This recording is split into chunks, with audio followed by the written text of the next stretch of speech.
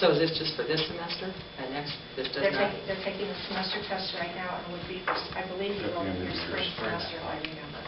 Also be for spring semester. Well, that's what, I think before we say that, let me make this report. This says second semester, Right. based on... That's what I remember thinking, is that it was for second semester only. So that would actually mean their final grade for the year. For that semester. Yeah. A lot, probably half of the courses that high school kids take are semester courses, but they pick up electives. So. But obviously, they could choose to go ahead and take it. Yes. Whether they met all this, they could go Yeah. ahead and choose to take the test too. Yeah. What, your thoughts, Barb? You got any concerns the way it is, or not? The issues that I have are with kids that we just absolutely have, they don't care how they do. Unless we're standing right over the top of them, they're going to make monkey faces on that page, and if we take them somewhere else to take the test, you're shaking your head, yeah, you've got to... Well, they don't see the benefit. So what if I get a 12 out of 50 on this? Big deal. I Get think there are those two 12, I guess, and they don't see, what's this going to hurt me if I get 12 out of 50 on it? I think What's it that gonna hurt? the college credit classes and having to have the 41st NPR in reading, math, and science will have some impact for some kids because they want those college credit classes. That, along with this, I think is a nice way for us to start. The other one is the Department of Ed guideline. But this would be a way for us to start. But it's the kids below the 41st that we know can score above it but just won't or don't. You know, they choose not to. That if not taking one semester test would raise their scores. Personally, I think it's worth a try for a semester to see if that would work.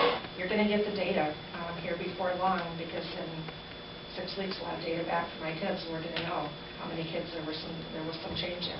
There are a couple Will you other... smile or... There are a couple other ties that we do also. If a kid doesn't score well, for example, on their reading ITBS, we look at them hard right at the beginning of the year of throwing them into reading intervention.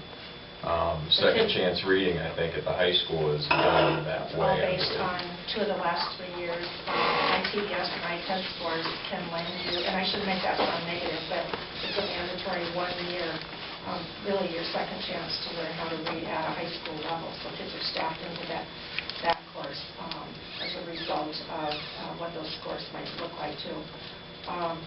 You know, as frustrating as it is to hear this, we have kids that we know can do better work than they do. And they do not care about ITED tests.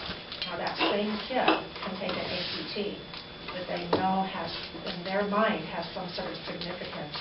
And you will see a picture that's much closer and sometimes very accurate picture of what they're able to do.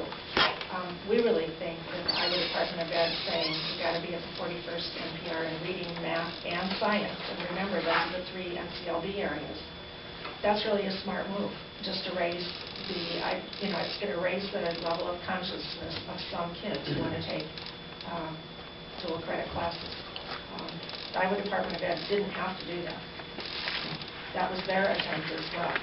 And the 41st, you know, I look right at the principals together and we talk about the 41st NPR and that being the measure, but that's what the measure is in Iowa.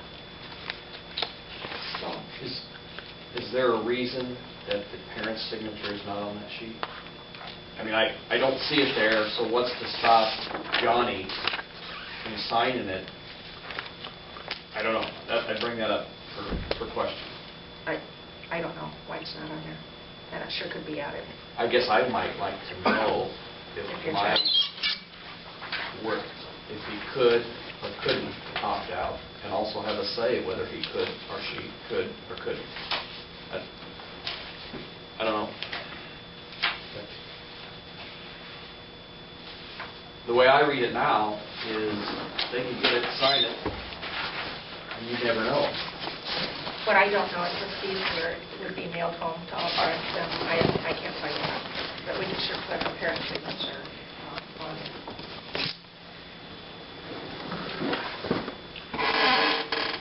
They're only opting out of one spring semester test, not all of them, just one test.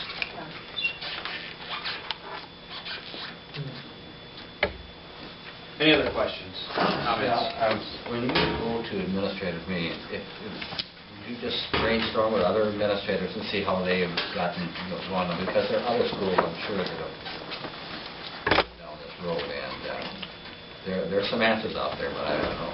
Actually, when Kevin talked about the Carroll School District, he named another school that, in this area, and I cannot for the life of me tell you who it was, when he initially talked to me about this.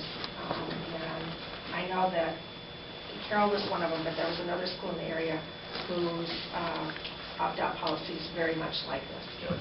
But I don't know what the results are that they've gotten, and I can't tell you that.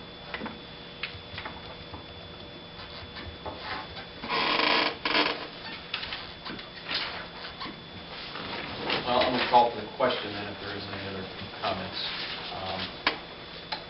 All those in favor signify by saying aye. Aye. Opposed?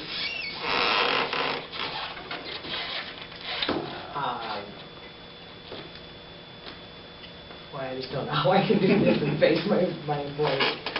I will say aye. I'm opposed to this. I abstain.